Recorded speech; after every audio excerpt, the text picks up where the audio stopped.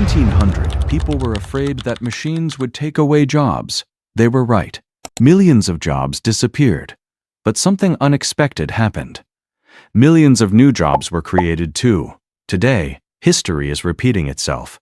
AI is writing emails, designing graphics, editing videos, creating websites, even answering customer questions. And millions of people are asking the same question: will AI take my job? But that might be the wrong question, because the people becoming rich from AI aren't asking how to stop it. They're asking how to use it. Section 1. AI isn't destroying work. Every major technological revolution looked scary at first. When cars appeared, people thought horse-related businesses would disappear forever. When the internet arrived, many traditional businesses struggled, but new industries were born. AI is no different. Yes, some jobs will disappear, but entirely new businesses are being created right now.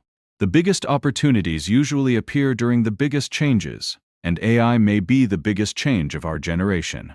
Section 2. The new AI opportunity. Right now, thousands of businesses want to use AI, but they don't know how. A local restaurant wants an AI chatbot. A real estate company wants automatic lead generation. A dentist clinic wants appointment booking automation. An online store wants AI customer support.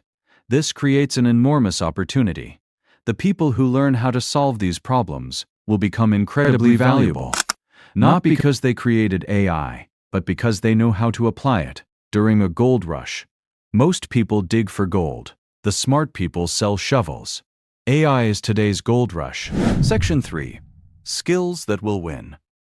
The future doesn't belong to people who ignore AI. It belongs to people who learn it.